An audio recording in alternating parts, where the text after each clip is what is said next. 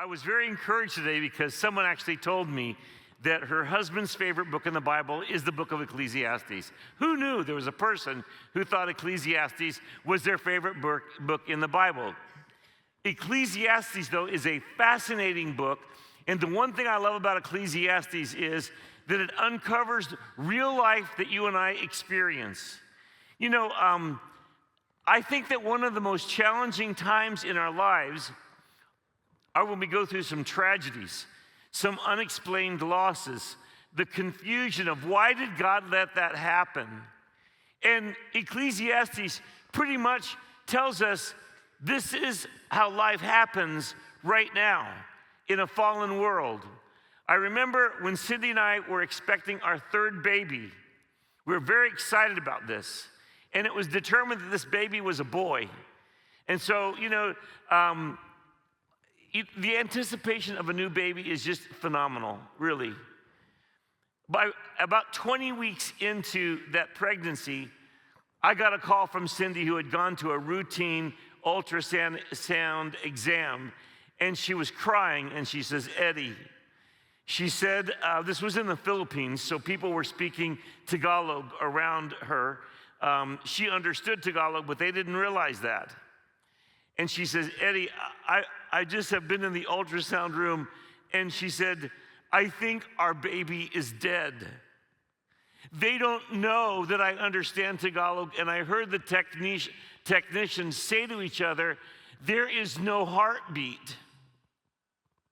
Man, that was an awful moment. I was devastated.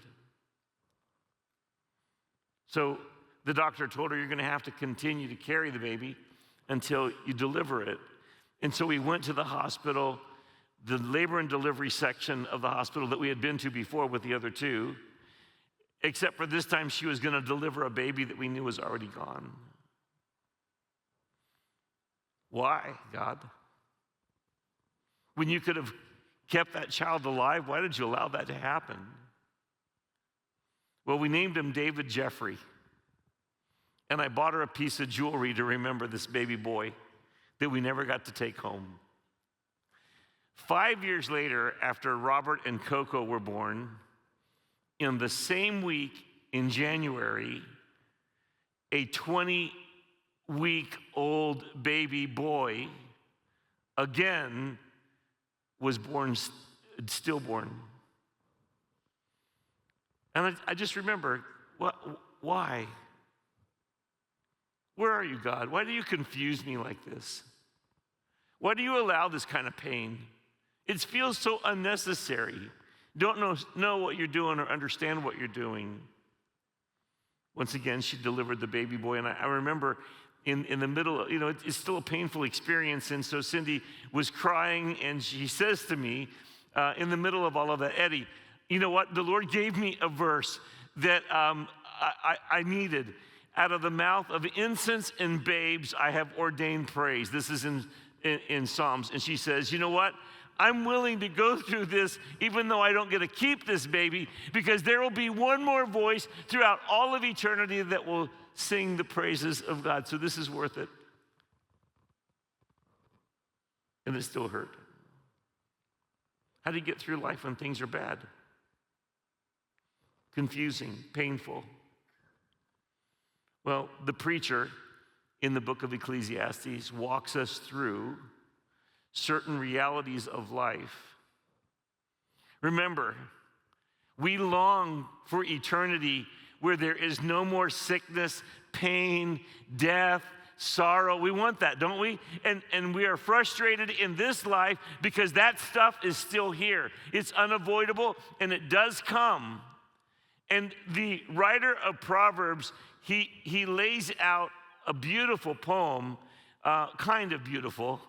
It's a poem of reality in Ecclesiastes chapter 3, and I want to walk us through that poem today. Ecclesiastes chapter 3. Let's begin in where it says, to everything there's a season, a time for every purpose under heaven, a time to be born, and a time to die, a time to plant, a time to pluck what is planted, a time to kill, a time to heal, a time to break down, a time to build up, a time to weep, a time to laugh, a time to mourn, a time to dance, a time to cast away stones, a time to gather stones, a time to embrace, and a time to refrain from embracing, a time to gain, and a time to lose, a time to keep, and a time to throw away, a time to tear, and a time to sow, a time to keep silent, and a time to speak,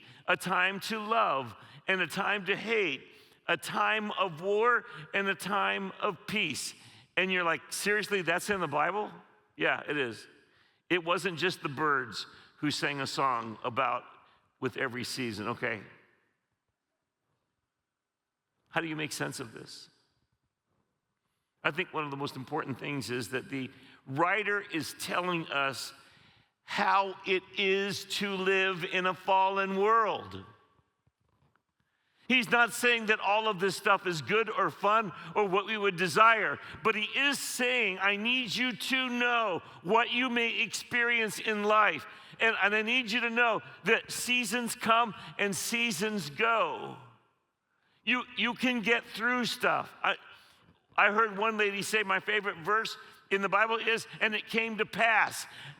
This stuff is going to pass. You will adjust. Okay, let's begin. I want to just talk through this poem and then some final thoughts at the end of the chapter because they are rich. A time to be born and a time to die, a time to plant and a time to pluck what is planted. You know what? For every single person in this room, you've had a time to be born. Did you know that? Turn to the person beside you, say, congratulations, you were born. Come on. Let them feel happy about the day. There's a time to be born and a time to die. You know what? You and I do not choose the time that we're born, and we do not choose the time that we will die. In fact, if you read through Scripture, God already knows the day. And we can be sad about the day when we die, or we can understand that when we die in the Lord, we are ushered into what we're longing for, and that is the eternal presence of God in a kingdom that doesn't have all of this stuff. It's a bitter pill. It's difficult. I had a friend of mine. We went to dinner, and he said his wife was out of town, and he was going to be there at the house by himself. He says, "Well, I guess if I die in the night, you'll just have to find me." And I said to him, because I just studied this, well, you know what? You can't die in the night if it's not your time, so don't worry about it.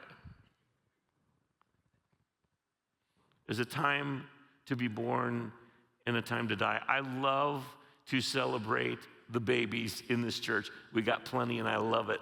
That's what we're building back there. You know what? 2 weeks ago, there was a mother here, and she had her baby. I heard she just had a baby, and here she is in the service. I said, "How old is your baby?" She says, he's 5 days old. I said, salute. You gave birth to a baby 5 days ago, and you are both here in the service. This is amazing. Man, I'd be out for a month. I've watched that whole thing.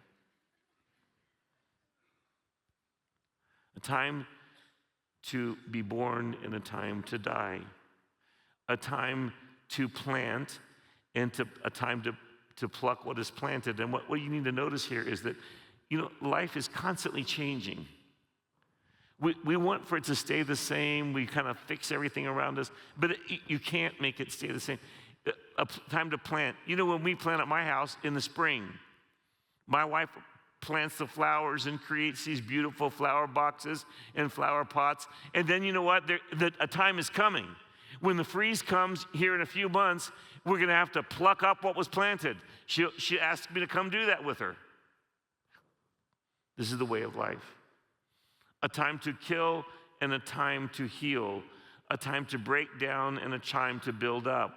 Now, the rhythm of these 14 couplets, they take contrasting ideas and put them together. And the reason that Hebrew poetry style exists is because it helps us to gain a unique perspective on life when you look at the contrasts.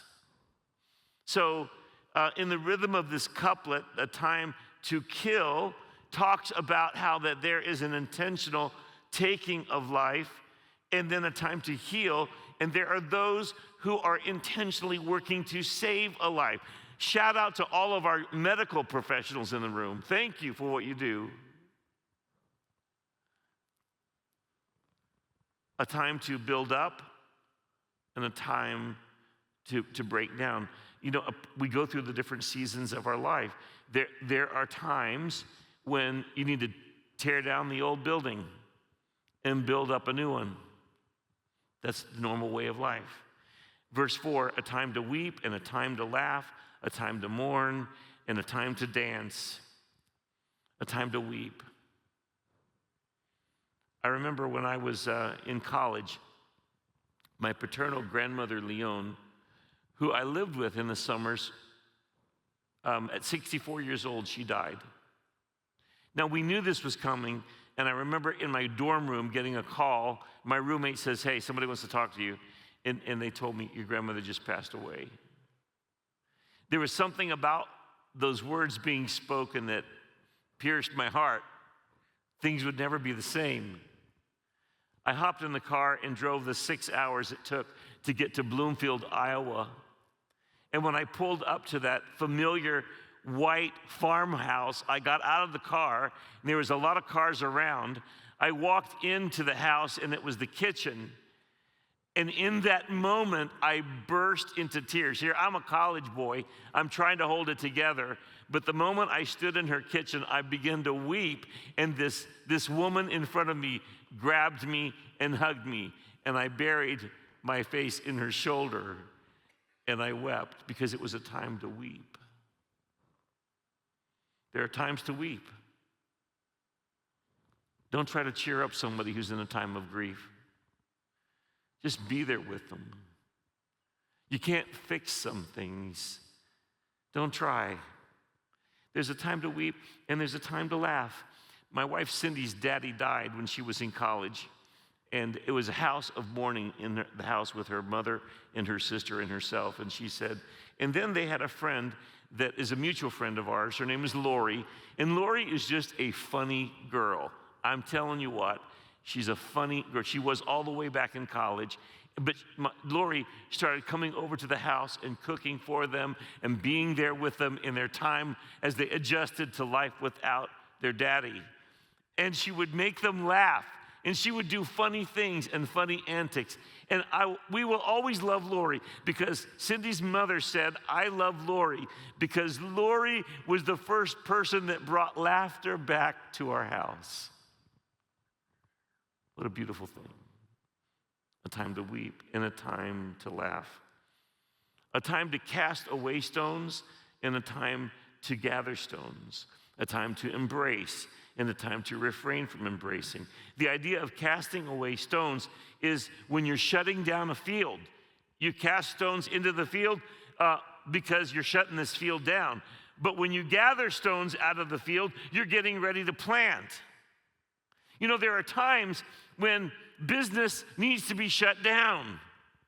There are other times when you need to clear out the field because it's time to start something new. A time to embrace and a time to refrain from embracing. I mean, those are two very important statements. Embracing is a powerful thing. There are some people you should hug, and there are those you should not hug. Did you hear that? Equally as important. I had a couple come see me, and in our meeting, they shared with me their stories. And it was such a gift to me that they would open up and share their stories. And I loved in particular how the man, he's here today, shared to me how that he came to Christ after surviving a horrific accident. And you know what? There was this tender fellowship that happened in that moment as they told me things. And as we left, he said, well, are you a hugger? I love the question. I said, you lead the way. And he hugged me and I hugged him back. I do want to say this. Some people you should not be hugging. Men, Don't be hugging on everybody. You know what I'm saying? It should be appropriate. It is exceedingly awkward when it's not appropriate, and sometimes worse than awkward. There's a time to embrace and a time to refrain from embracing. Did you know that a hug, an appropriate hug of about 10 to 20 seconds, science tells us it sets off the release of oxytocin. Hugging the right person can at the right time, 10 to 20 seconds isn't long. Appropriate, okay, I'm just gonna say, all right?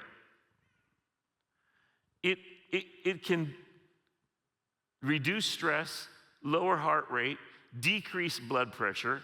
I'm just here to say, some of you who are grouchy today, you need a hug. Maybe some of us need to go home and hug our mom and dad, or our brother or sisters, or listen, how about a hug? An appropriate hug. There's times that is necessary. So practical. It goes on, a time to gain and a time to lose, a time to keep and a time to throw away. I mean, I love it when I gain, right? Aren't you happy when you gain? If you bought the right stock and it went up, you love it because you're gaining. You don't love it so much when it goes down, right? You don't. But there is a time to lose. Just, fun fact, things go up and down. You gain and you lose. So just be aware of that. This passage is just describing life as it is. There are time to keep things, and there are times to throw away. To all the hoarders in the room, there might be a time to throw away. To those of you who don't value the things people give you, you might need to keep some things. You get what I'm saying? The balance is there. According to the great theologian and life coach, Kenny Rogers, you got to know when to hold them. You got to know when to fold them. You got to know when to walk away, and you got to know when to run. And don't count your money while you're sitting at the table. I mean, there's a little bit of biblical truth here. You will not understand all of the things in your life until you get to eternity and see how God, in fact, did what it says here in this passage. He works all things together for good. There's a time to tear, a time to sow. When a reference to tearing is when people were in a moment of grief or great repentance, they would tear their garments, an outward expression of the inner feelings. There's a time to tear. There's a time to sow. You cannot stay forever in the grief. You gotta keep going.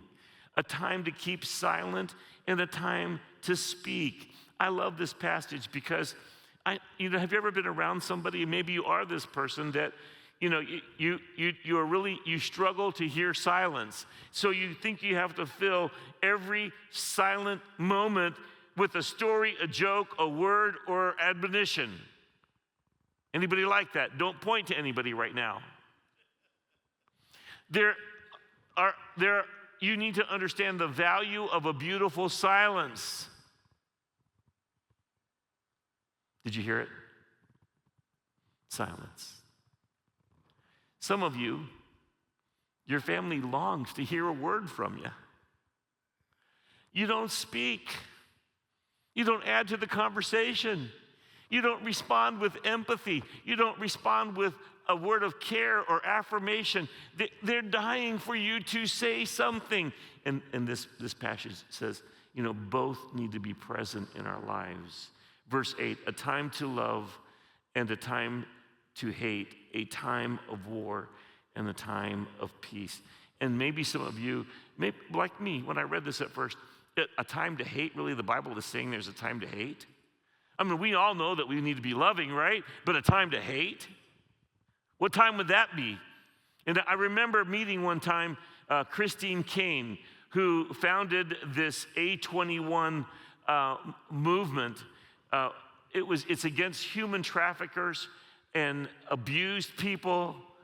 And in that moment of meeting them, I met her husband who works in that ministry, and he asked me where I was from. I said, I'm from the Philippines. And then he says to me, wow, some of the most horrific videos come from Asia. These kids are abused and molested, and it's captured on a video and sent around the world. That's awful. I need to hate that. Do you hate that? We need to hate the evil in our world. We need to hate the influences that are here to destroy our children, our grandchildren, and the people around us. A time of war and the time of peace. There are times where just war is appropriate. I'm just here to say it's very complicated in a fallen world to figure that one out. But that is a discussion that we have constantly in this world. You know, when life happens, all of these seasons that come and go, I think the most important thing that the writer is trying to tell us to do is we just need to admit that we're not in control. And we need to look up to God who is above all of this. He doesn't ever lead in the evil. He doesn't ever lead in sinful or wicked behaviors. God is above it all. He actually sent his son Jesus to this earth in order to give us a way into the presence of God, to defeat sin and death. Number 2, after the poem, he goes to this. It's sort of like the preacher preaches now. Ecclesiastes 3, 9-12. What profit has the worker from which he labors? We're back to one of those themes. What does it matter what we do?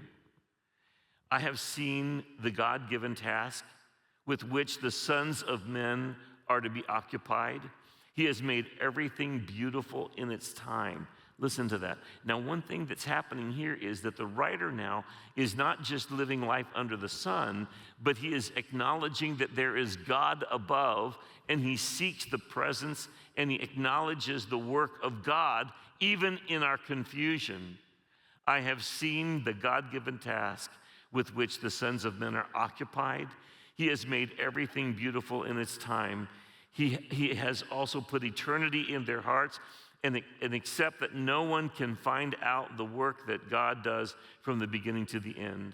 I know nothing is better for them than to rejoice and to do good in their lives, and also that every man should eat, drink, and enjoy the good life, the good of all his labor.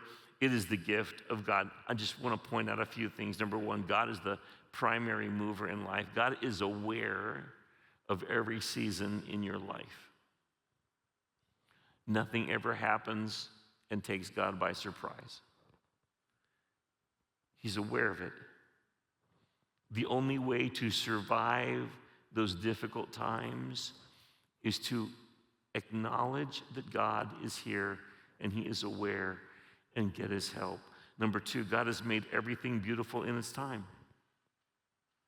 He is able, amazingly able, to take the dark and difficult and painful times of our life and weave them into something good.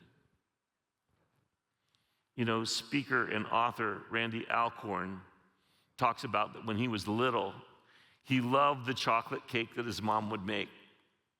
And his mom was making a chocolate cake one day, and he was so impatient to eat this chocolate cake. And his mom brought him in and says, hey, you want to be my assistant? You sure? Okay. Put all the ingredients on the counter, and she begins to start mixing the ingredients. But before she mixes the flour, she suggests to impatient Randy, hey, you want to taste this flour? He tastes the flour. Oh my goodness, that's one of those spit it out because it tastes terrible. Flour on its own is not delicious. And then she says, well, how about this? How about this baking powder and baking soda? Have you ever tasted baking powder and baking soda on its own?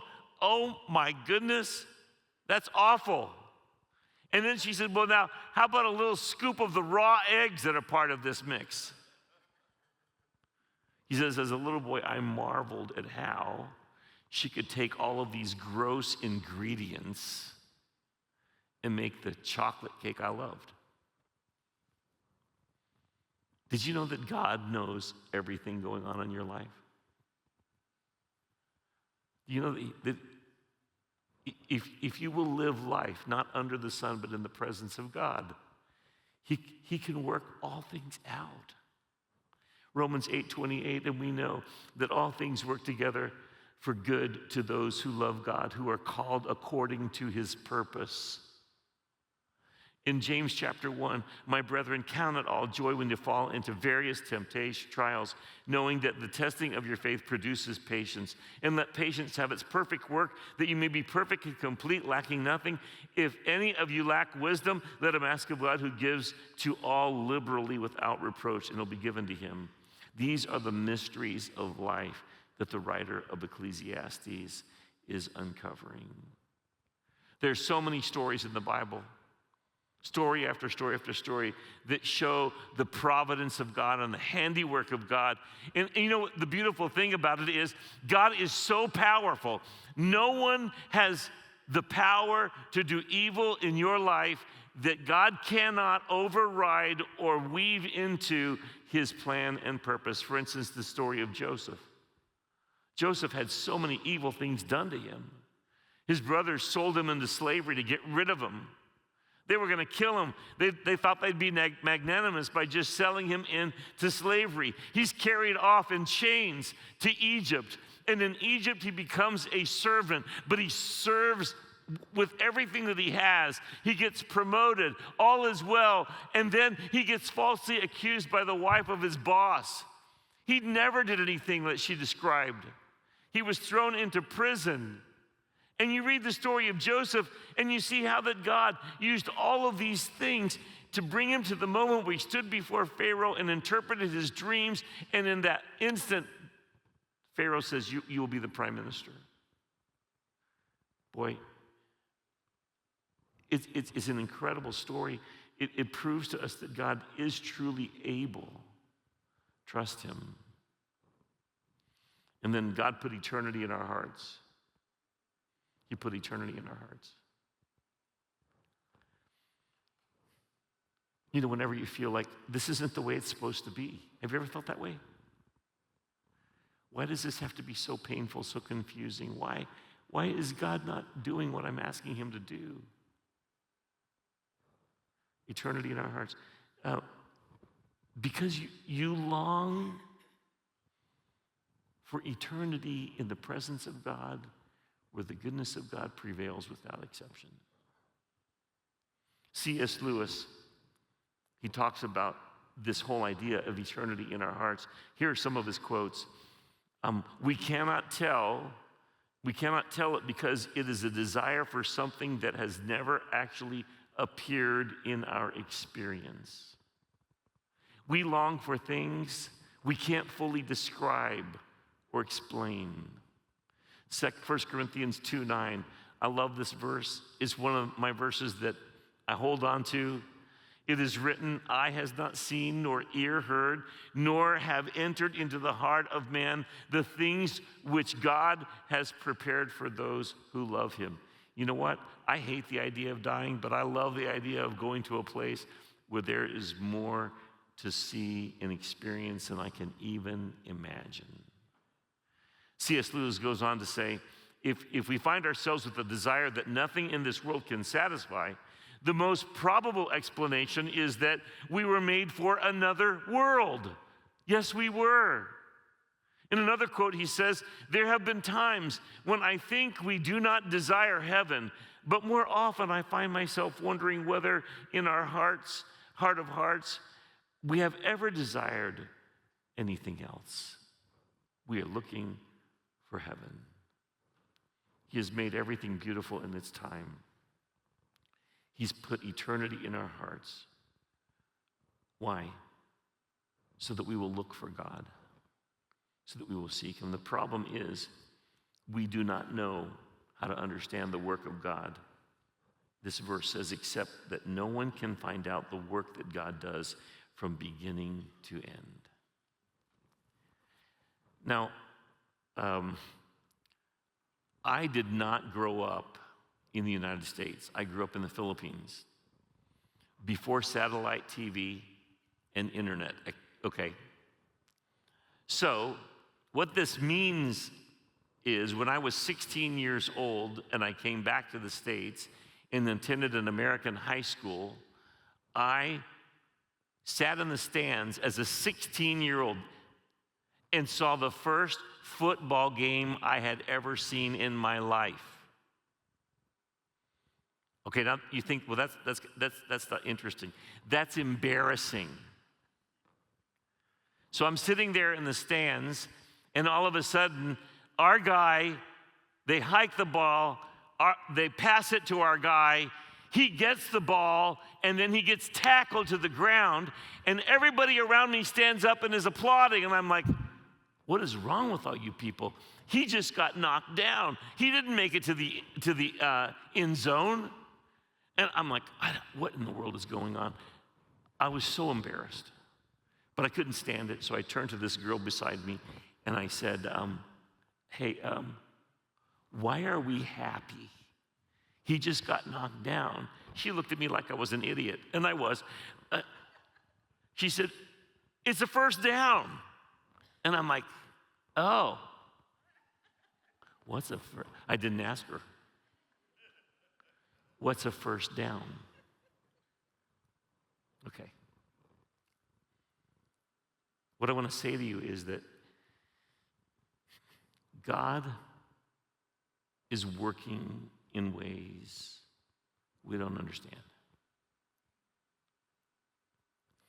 Now, we can get mad about being in a fallen world, or we can choose to trust the goodness of God in our confusion and to cry out to Him for help. You know, Hebrews 4, verses 14 to 16 says this, seeing then that we have a great high priest who has passed through the heavens, Jesus, the Son of God, let us hold fast our confession, for we do not have a high priest who cannot sympathize with our weaknesses, but was in all points tempted as we are, yet without sin. Let us therefore come boldly to the throne of grace, that we may obtain mercy and find grace to help in time of need. Those are your options. Move toward despair, be mad at God, separate yourself from God. You know, I always, even when I'm irritated with God, can I say that out loud as a pastor? I just did. I just think about it and I think, well, so if I don't trust God, if I distance myself from Him, then all I got is me, and I'm confused and hurting, and I don't know how to help myself. I think I'd rather stay with God. I'll be confused and hurting, but I'm going to at least have Him, His presence, in the hope that He's working all things out for our good. This is a God who sent His Son to die for us. His Son hung on a cross one day. He was crushed. Jesus says, I have to do this. I will give my life as a ransom for many. And in what looked like the ultimate defeat, turns out it was ultimate victory, because in His death, He put death to death. When He resurrected from the grave, He says, now come to me, and I will give you all a resurrection. How do you get that? You just need to come to Him today and say, I need you, God. Jesus, I want you to save me. I want to invite you into my life. I want to invite you to stand, if you will.